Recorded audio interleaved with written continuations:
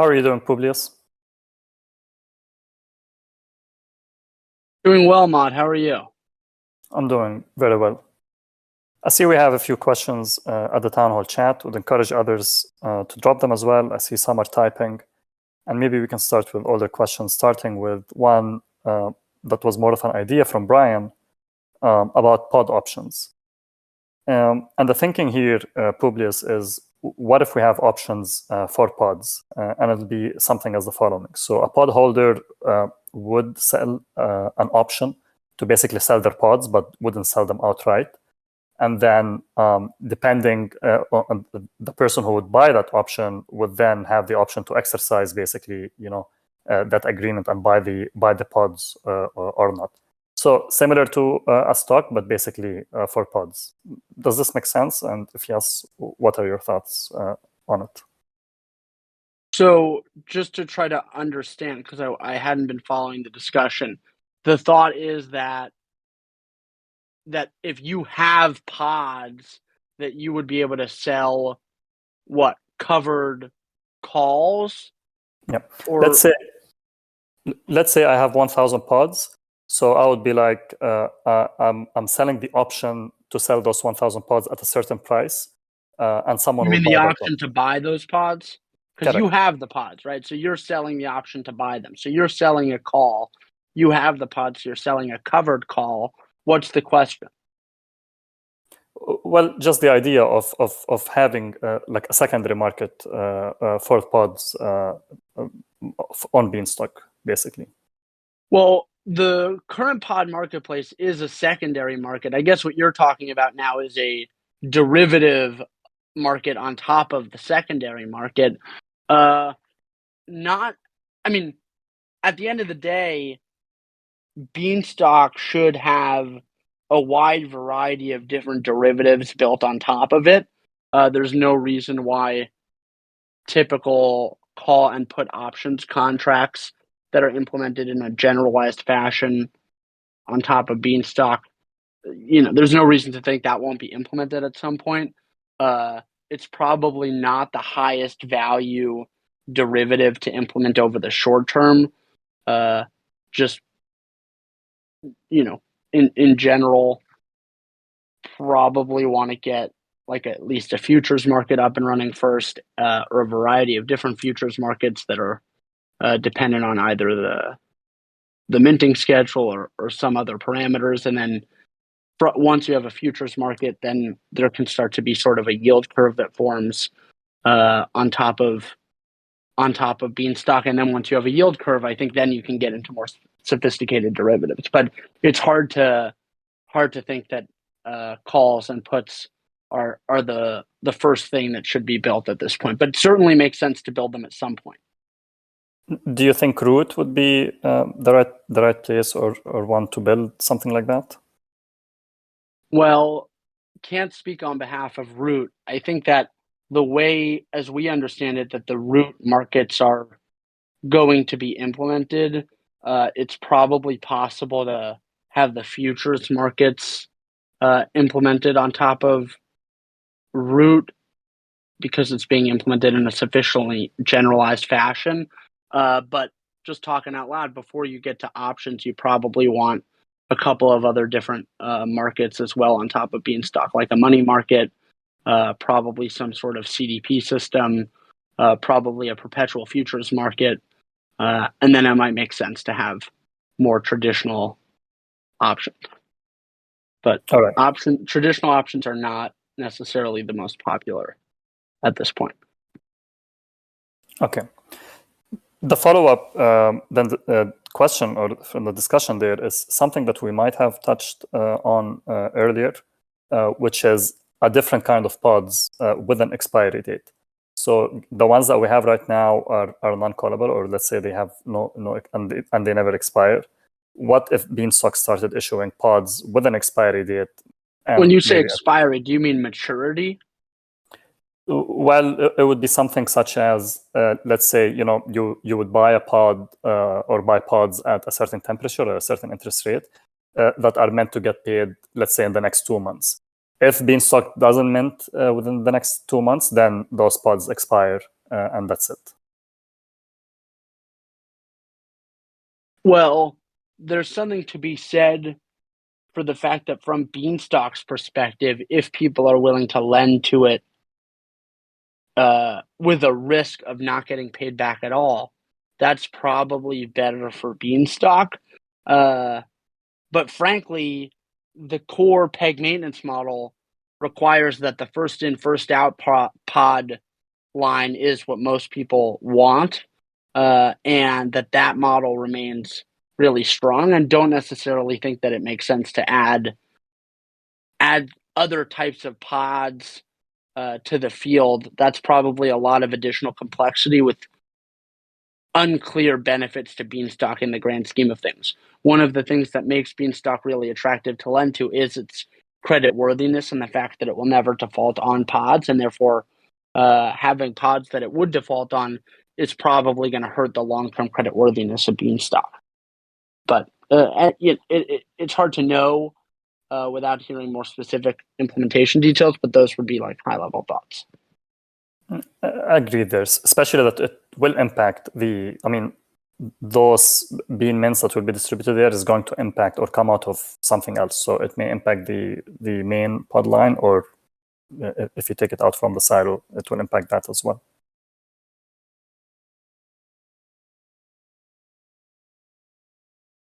Okay. There has been some discussions with regards to converting or convert. So the price of bean right now is hovering just below $1 at 99 cents, and there are some questions on why aren't their farmers converting and bringing it back to peg. And my question, and there has been some answers saying that just 99 cents is not attractive enough for people to convert. Some or others want to, seeing that the seeds, maybe the 4 seeds, are more attractive to retain rather than the arbitrage opportunity from the price of peg. My question, Publius, is, let's say even at 90 cents or 85 cents, as long as farmers or silo depositors are keeping their deposits in the silo and not converting, but not withdrawing as well, does that indicate anything? Is that negative in itself if people are not converting right away? Is it okay to not convert and maintain a certain price? Well, at the end of the day, that's really up to the market to decide, and there's nothing that Beanstalk can do other than the DAO can continue to try to improve its model over time to encourage stronger and stronger peg maintenance. So, frankly, the amount of volatility we've seen since replant is really low compared to the volatility experienced post-replant. And the fact that, nonetheless, the question remains, how can stability be increased and deviations from the peg be decreased?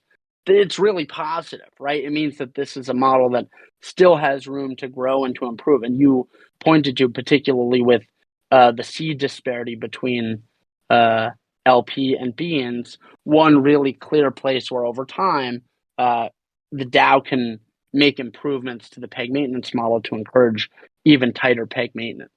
Now, from a theoretical perspective, it's important to note that Beanstalk doesn't optimize at this point in time around frequency of peg crosses in any capacity. It only optimizes around crossing the price above and below its peg and its debt level. And so while there are ways that over time Beanstalk can implement peg maintenance mechanisms that are more short-term oriented to facilitate a certain frequency of oscillations above and below peg, the reality is that the protocol is more focused at this point in time on just creating the oscillations at any point in time, and then it is relying on, at some point, market makers to step in and start to convert closer and closer to the peg because they're competing with one another.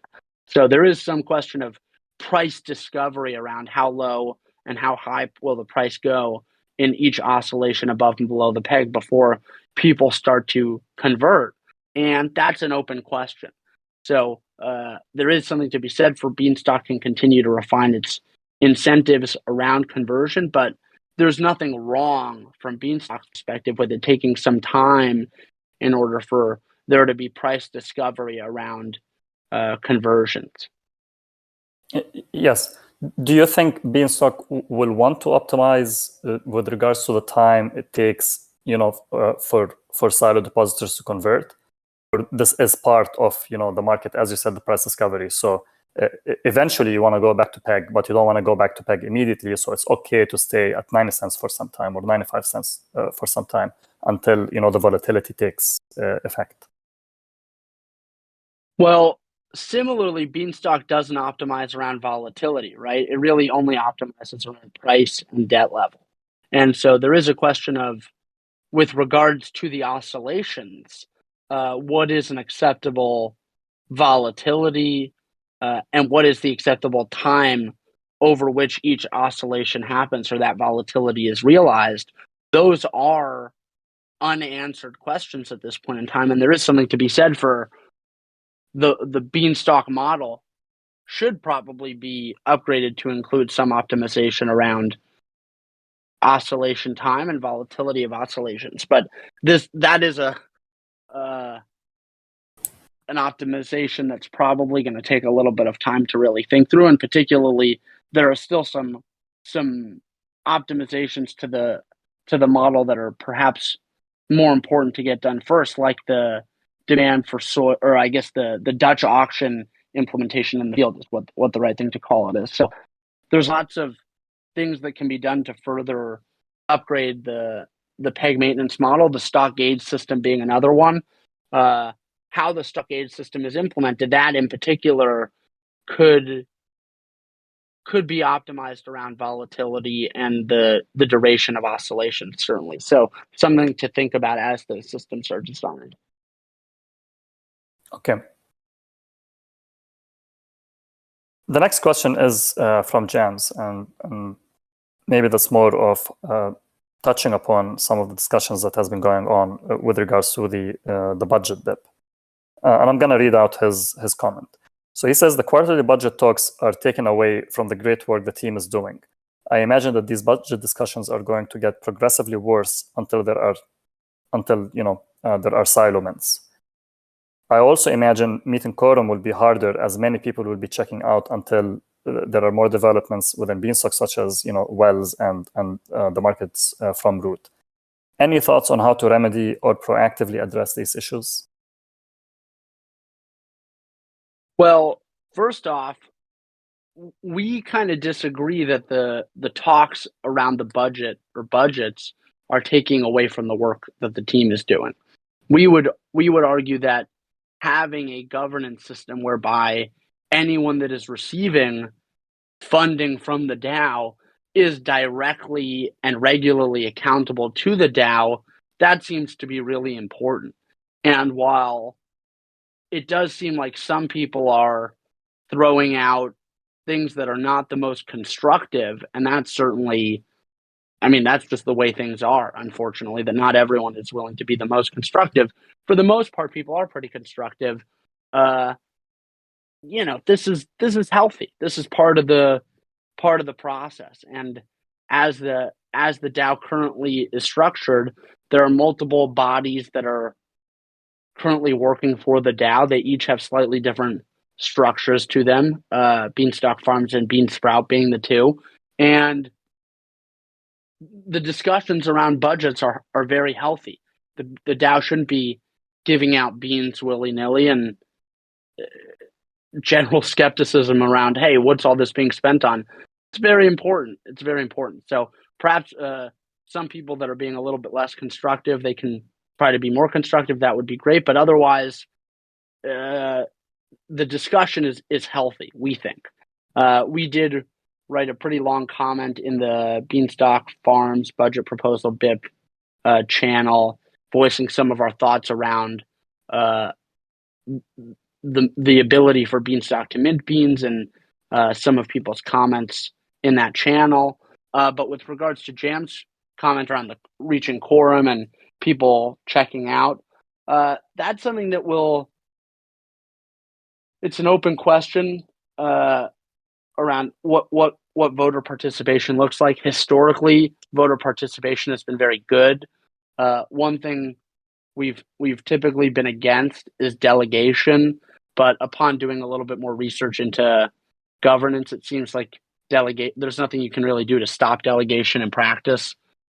So more than that, it can really help smaller farmers join together to feel like their voices are heard. So perhaps the implementation of a delegation system might be worth considering if there ends up being a difficulty in reaching quorums for BIPs in the future. But so far that hasn't happened.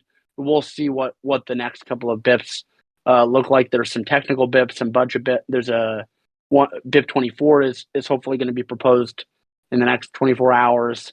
All of that discussion's been happening publicly for a couple of days now. BIP 25 is also probably ready to go in the next day or two. BIP 26 doesn't seem ready to go in the next day or two, the bug bounty.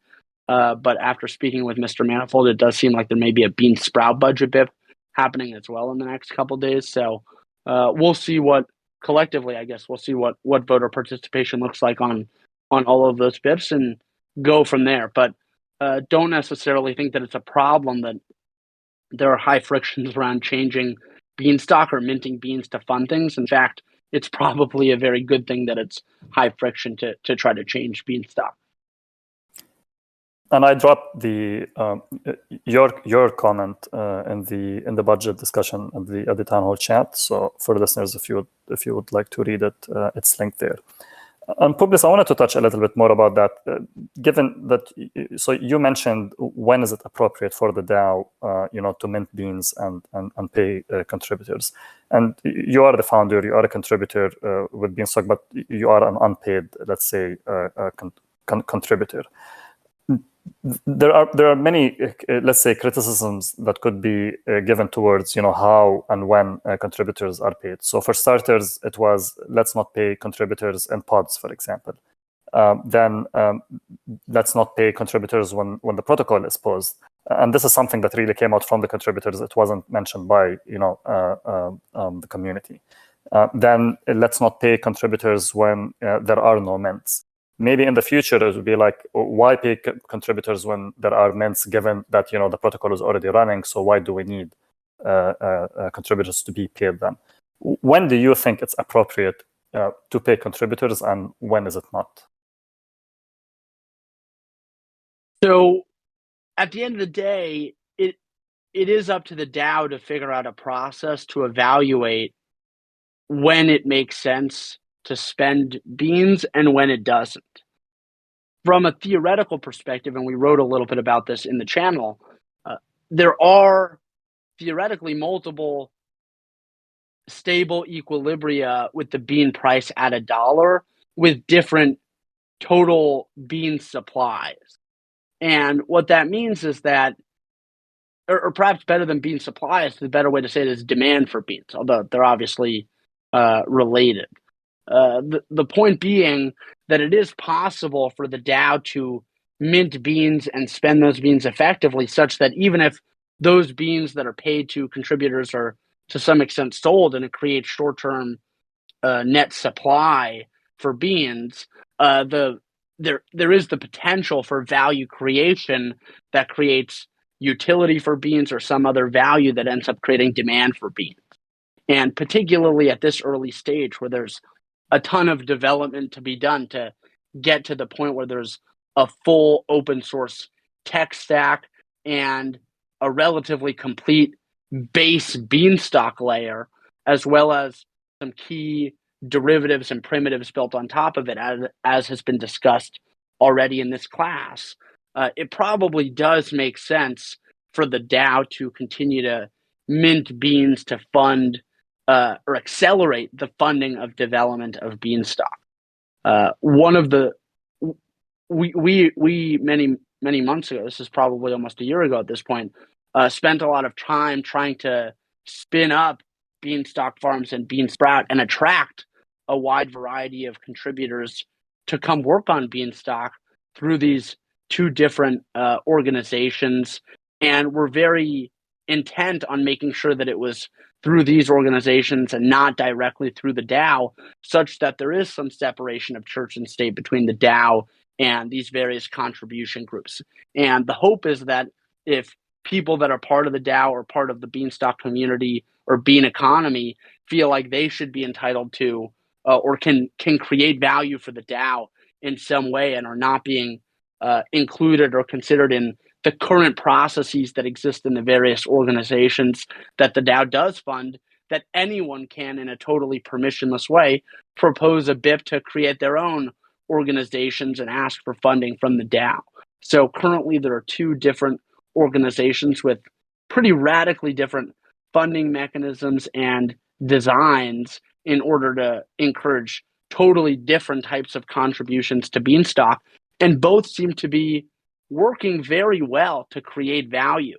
So if we look at Beansprout first, Beansprout incubated one Beanstalk native company already, Root, and Root. The most immediate benefit that Beanstalk has had from Root is that Root was able to fund a significant portion of the Halborn retainer, and that has already started to pay dividends with the chop function bug being discovered or vulnerability being discovered, as well as the continuous audit of new BIPs. BIP 24 has been audited by Halborn.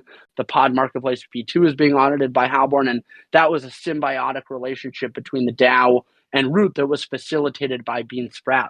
And the hope is that Beansprout can continue to facilitate new businesses to be created on top of Beanstalk, or to start to migrate some of their business to Beanstalk. And then in Beanstalk Farms, from our perspective, there is a little bit of friction at the moment around the fact that there isn't a full open source tech stack to interact with Beanstalk.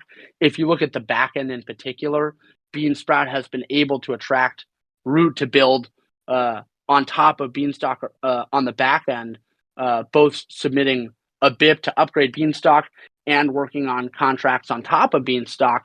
That's really facilitated because the backend is open source. The front end and the middleware stack is getting there, and the Halborn relationship is very important to open sourcing the front end. They're currently doing some pen testing on the front end, and the hope is for Beanstalk Farms to open source that in the near future. But as I hope is apparent, there's this whole diverse ecosystem of very value creating different groups that are all working together and are all generally funded by or have starter funds from the Beanstalk DAO. And if you look at the amount of value that is being created by all of these people that are building on top of Beanstalk or building parts of Beanstalk in some capacity or building tools to interact with Beanstalk, it's very hard to think that over the next year to 2 years that this isn't money that's really well spent by the DAO. If the goal is to have Beanstalk in a place where during the next bull market, it has all of the tools and accoutrements that anyone could want in order to use in any capacity that they would like, there's a lot of work that needs to get done. And it's not going to happen. It's not going to happen in time, most likely, if there aren't sufficient incentives for people to come and contribute. And the DAO does have the ability to mint beans in order to facilitate a lot of that development. And that's a pretty powerful thing. And so it would probably be a mistake for the DAO to not mint any beans. It would also be a mistake for the DAO to mint too many beans. So again, this goes back to at the beginning our comment that there is really a lot of really positive things about all of the scrutiny around how this money is being spent and whether it's good to spend it. But at this point, there really are clear things that should be done, are being done, and from our perspective, most importantly, are being done in a really decentralized and transparent fashion. And just would take this opportunity to respond to some of the criticisms that seem to be made that there's a lack of transparency around development and who's getting paid for what. From our perspective, it's kind of amazing the amount of transparency around where all of this money is being spent, what it's being spent on, who it's being spent, who it's being paid to. It's the amount of transparency from Beanstalk Farms is really amazing from our perspective, and think that some of those criticisms are pretty unfounded. So perhaps there's room for improvement. We would argue there's always room for improvement, good, better, best.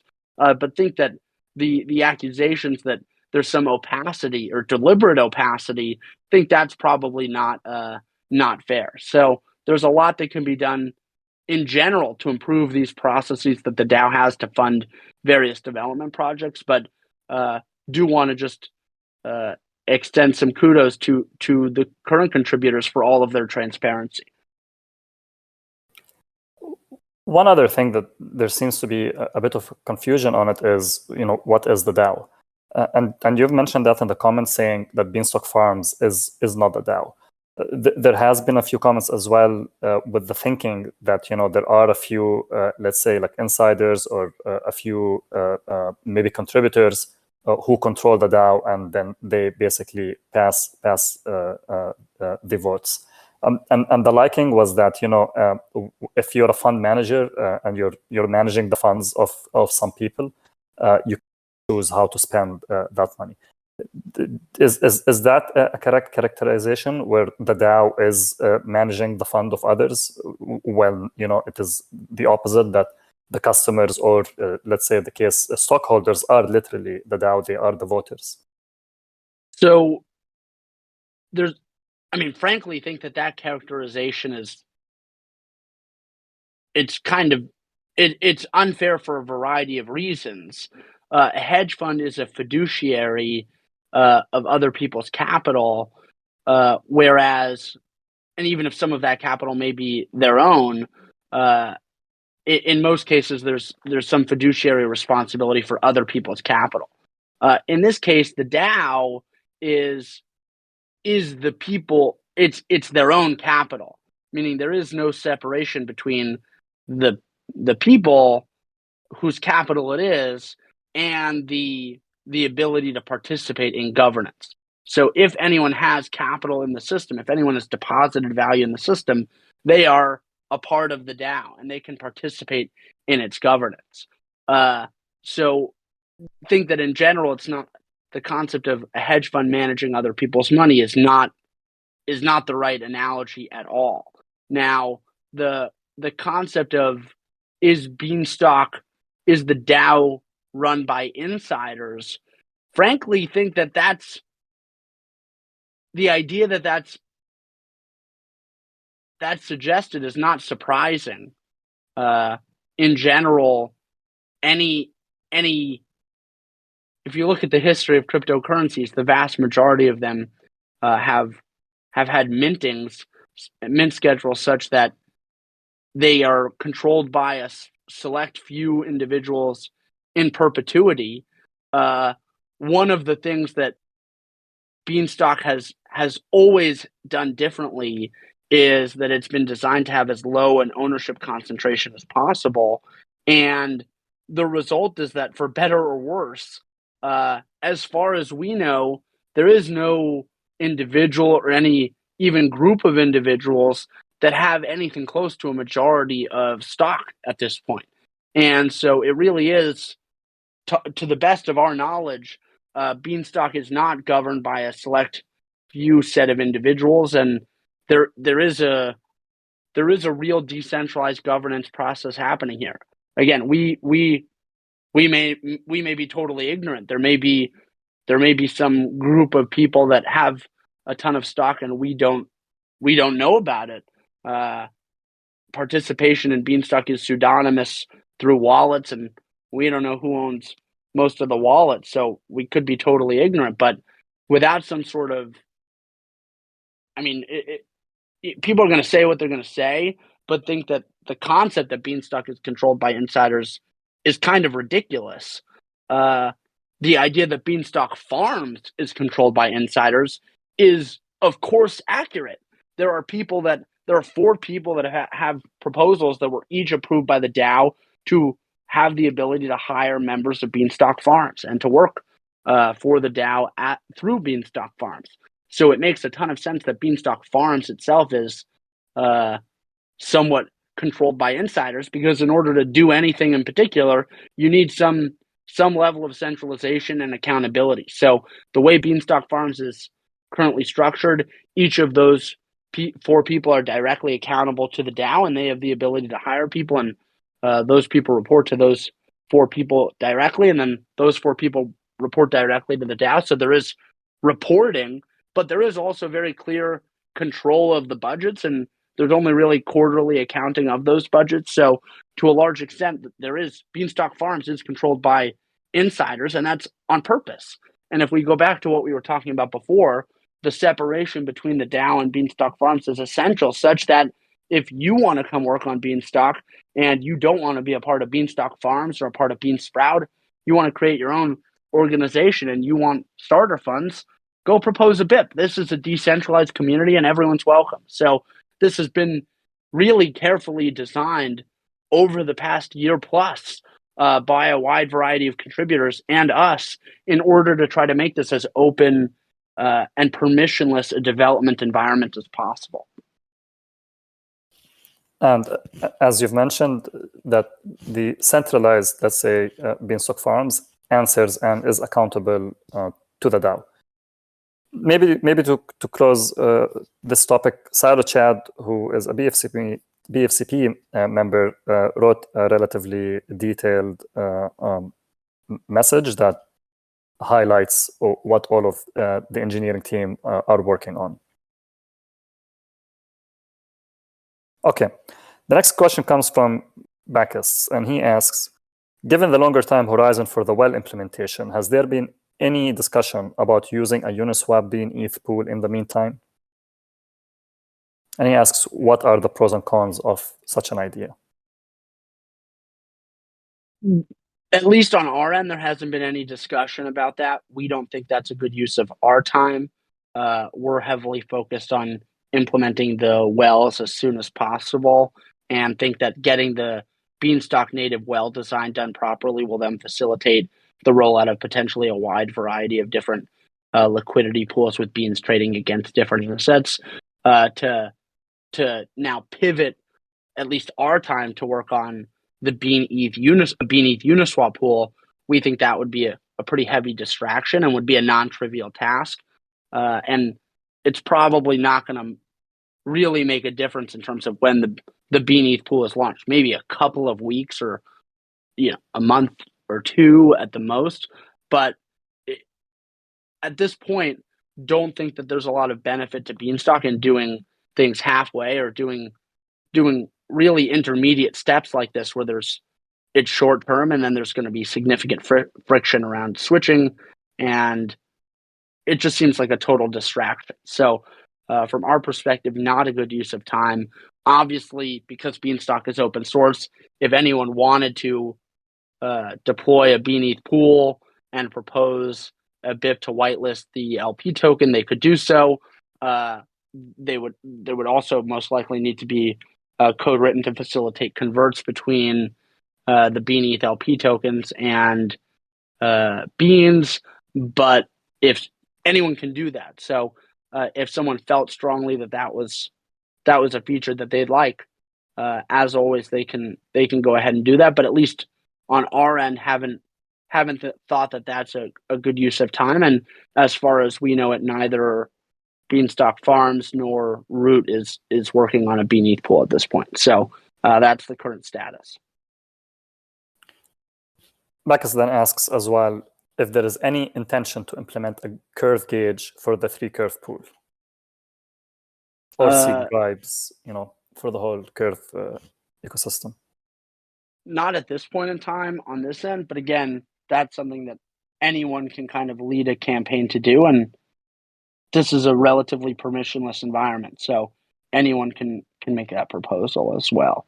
But don't think that's a good use of our time. And frankly, getting the curve gauge last time was a huge to-do, and immediately after the pool got the gauge, it was exploited, and so we're going to assume that there's going to be some friction around getting that gauge. And again, the silo currently, or not again, but the silo still doesn't support the distribution of yield from other protocols. So even if there was gauge, it wouldn't be an addition to the silo yield. It would be an option instead of the silo yield. So marginal benefit for farmers.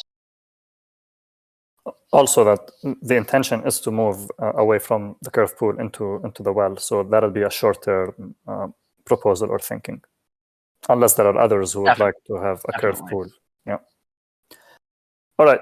Next question comes from Silo Chad, and he asks, Publius, what's your time allocation looked like lately? Do you have any thoughts on where you'll spend it over the coming months? He imagines that you're thinking a lot about economics, doing these calls, etc. How can Beanstalk Farms or the DAO help you spend your time more effectively?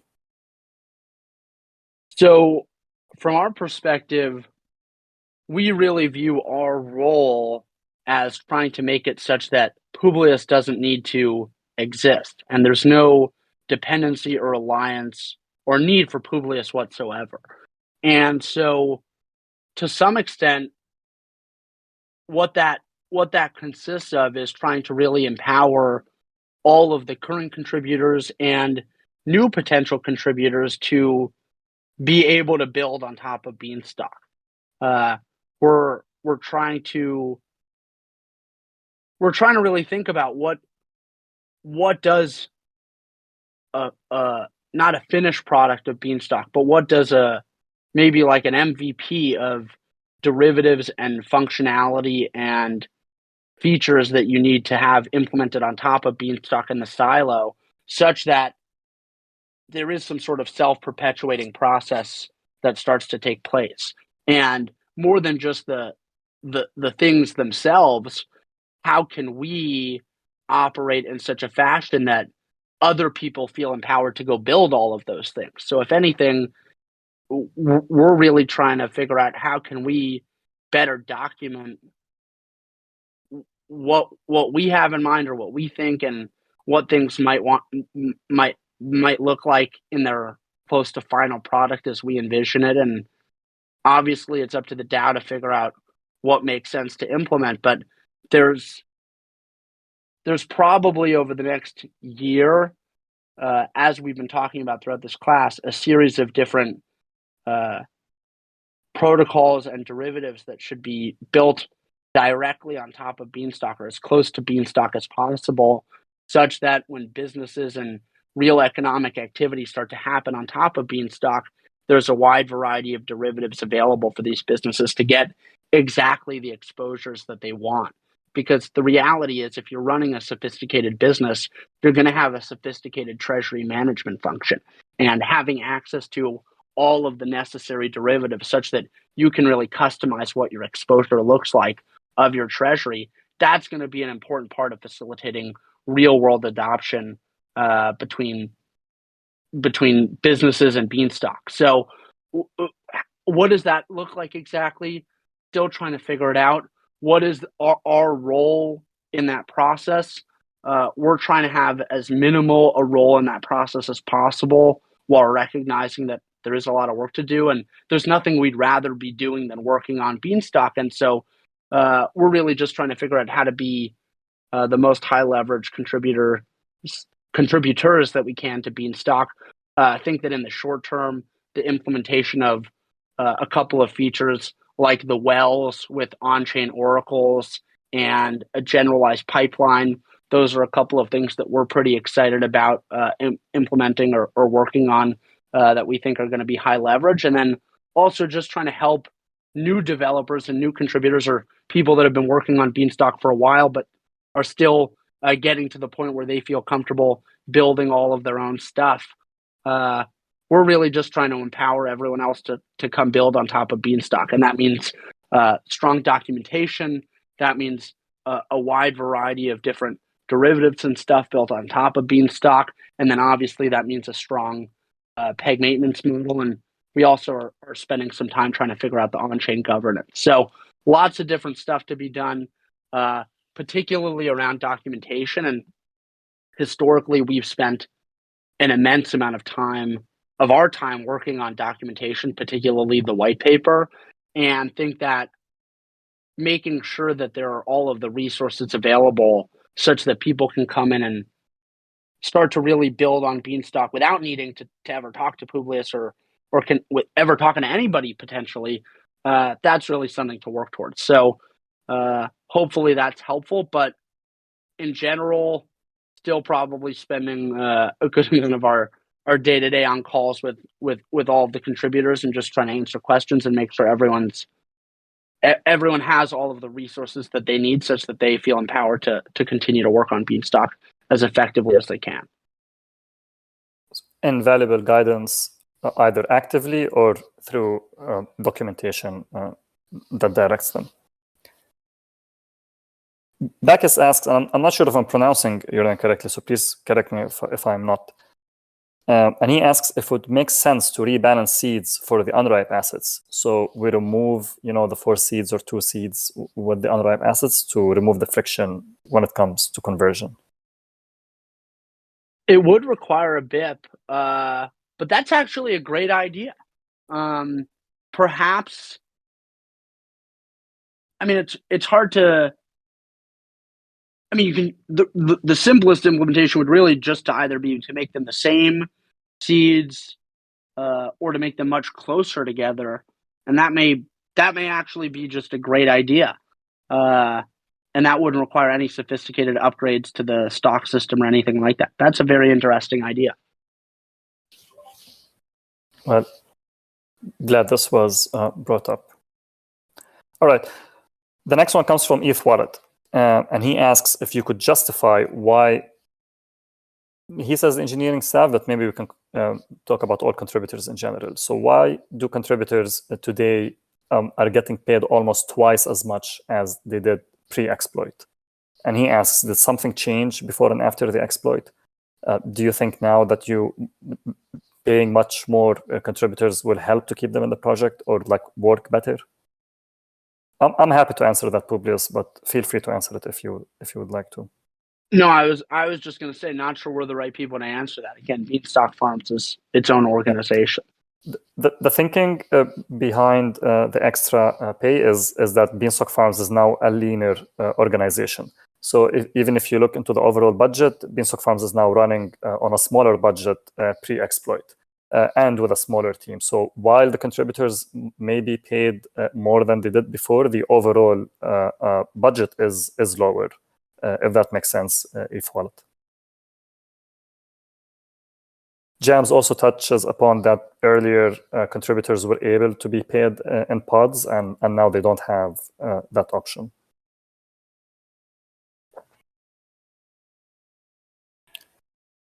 Okay.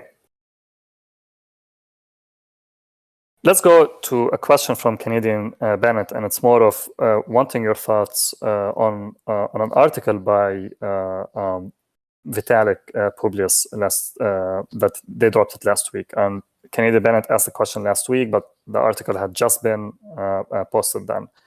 Not sure if you had the chance to read that article and if you'd like to comment on it.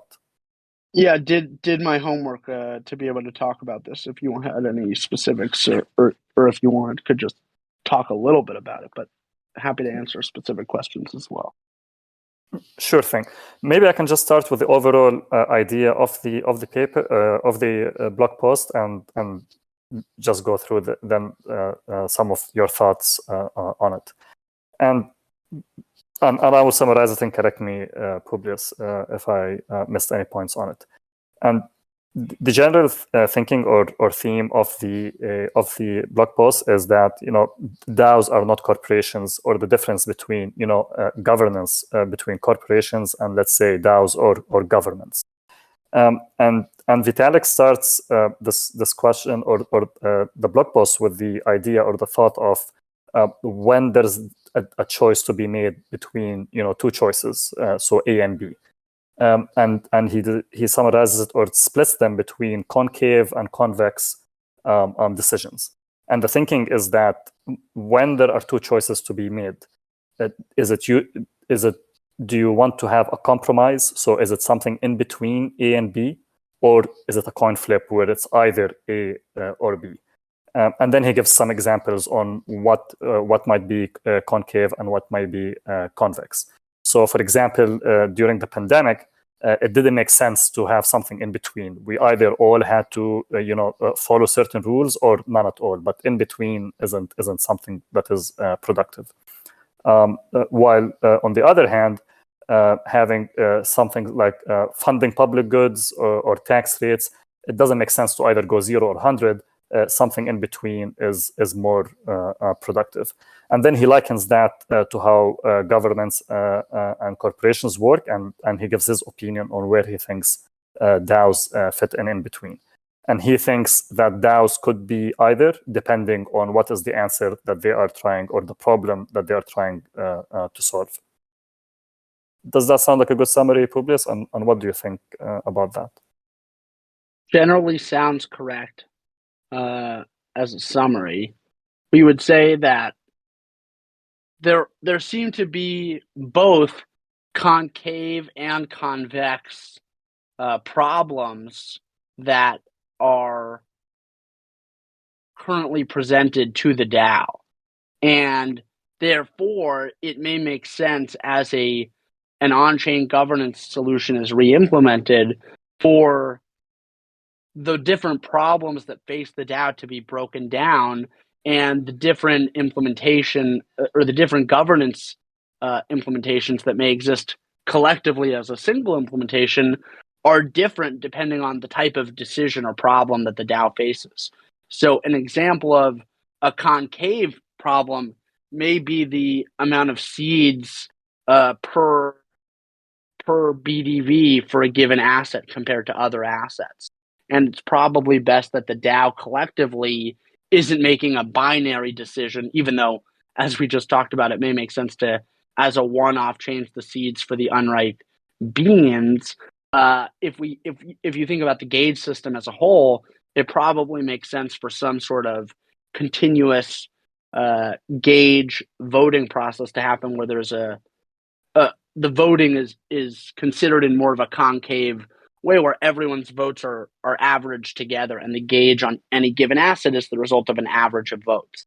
On the other hand, you certainly have certain policy decisions, like the implementation of a Dutch auction, where it is kind of binary. Should the DAO implement the Dutch auction or not? Is the implementation of a Dutch auction better than the implementation of a different style auction? Is it better or worse than the current implementation? Those are binary choices. And therefore, it's important that the governance system is adapted to facilitate both decision-making processes. At the moment, the DAO is really only poised to make convex decisions, but as we've spoken about, the introduction of the gauge system would be closer to a concave decision-making process, or a decision-making process optimized around a concave problem. So definitely that is the thinking that this is heading. Now, if we kind of jump ahead to the other part of his article where he talks about the structure of DAOs in an optimal fashion, I think that to a large extent that Beanstalk Farms and Beansprout and their relationship to the DAO is probably even like a more optimal implementation than Vitalik has, because there's not a single lead of Beanstalk Farms, but instead a generalized, a more committee-based leadership where there's a team, and then the team as a whole is accountable. So there's maybe one additional layer of abstraction in the Beanstalk DAO structure currently relative to the structure that Vitalik laid out, but feel like Beanstalk's DAO structure is certainly heading in the right direction after reading some of this. Now, he also talks about the Achilles heel of algorithmic stablecoins, and it's the Oracle. And to some extent, the Oracle was what was exploited when Beanstalk was attacked in April, and that's one of the reasons why getting the oracles right on the wells is so important. But feel like there is certainly a path forward for on-chain oracles, and the way to do that, or the way we've been thinking about doing that, is somewhat similar to what he described, where you have various providers of different prices, and then a contract that creates some sort of average or aggregate price based on the various different oracles. So that is, all of these things are generally and I think people can verify because we've been talking about this stuff in class on a weekly basis for a while, that this seems to be generally the direction that the DAO is heading. Now, I haven't looked too much into Kleros that he mentioned, so don't really have any thoughts there. Other than, he talked about insiders having too much of a vote and that being a problem for Kleros. And again, just want to highlight that historically don't think that's been a problem for Beanstalk. And if anything, over time, due to the nature of the stock system, the ownership concentration of stock really has been decreasing, such that at this point there really isn't anyone with a significant.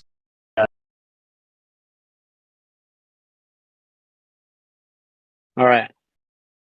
Will someone remind me where I was when I dropped out, so that I can keep or try to repeat myself, perhaps? Or not sure if we lost Mod as well. Just an absolute disaster here at the end of class. Hi, Publius. Can you hear me? Mod, I don't know what happened. A bomb went off, I guess. My bad. I thought I had the problem, so I left, and I think we're back now. All right. Well, I think a lot of it could have been me. Could have been, who knows? Apologies regardless. What were we chatting about before I dropped? I think it was the last bit you were talking about the concentration of ownership within Beanstalk.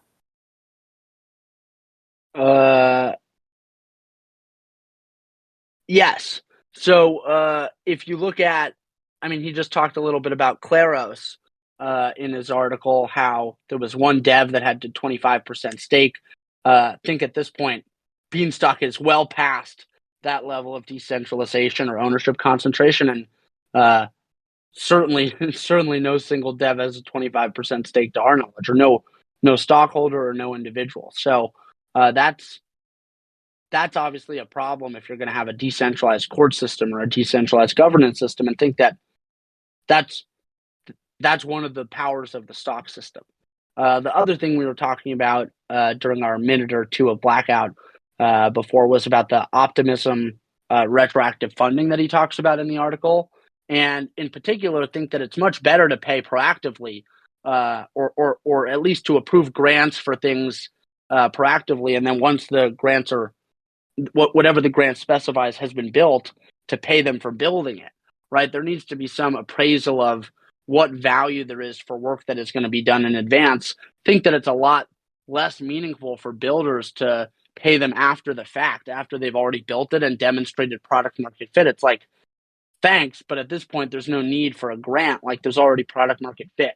So the real benefit of a grant or a subsidy is before it's built to accelerate its development. So that might be one place where we perhaps disagree with, or not disagree, but have some thoughts that on what he said that are not exactly aligned. And otherwise, at the end, I like his note about should DAOs learn more from corporate governance or political science. And we're generally more on the political science side of the spectrum as well. So think that this is more of a human nature problem than anything else. And we're excited to work with the DAO over the next couple months to figure out how exactly to re-implement on-chain governance, and not just implement it, but implement it in a way where it has the ability to solve both concave and convex problems in a high quality fashion. So lots to think about as the DAO moves back to a sophisticated on-chain governance structure, but lots to be excited about as well. Yeah, he also touched a bit upon the purpose of the DAO, and he likened it to where, for example, a sovereign entity, or let's say like a government, that mainly its purpose is to look at security, while other corporations, their purpose is to do internal services, let's say, where they don't have to worry about the outer layer of security and such things. And he was like, there are certain DAOs, and I'm summarizing here, or rephrasing as well, where some DAOs who would be doing, depending on the kind of service that they're offering, and one of them is like issuing a currency, that would be more aligned towards a sovereign, let's say, or a government-like governance, rather than a corporation one. Publius, I wanted to touch upon one of the last comments he said about a stablecoin, which was that a stablecoin does not need to be efficient. It must be first and foremost stable and decentralized. Do you agree with that sentence? And do you think that there is a difference between efficiency and stability at scale? 100% agree.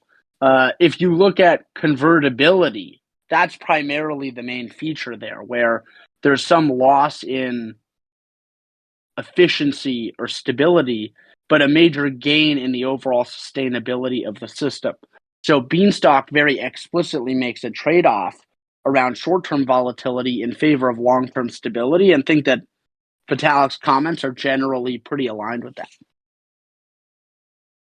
All right, I think we went through the blog post. Canadian Bennett isn't with us today, but if you listen to this recording and you think we missed any of the points, please feel free to drop them and we can discuss them at next week's class.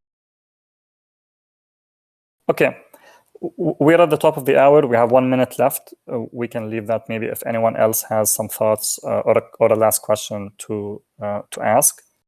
So let's give it a minute before we end this class.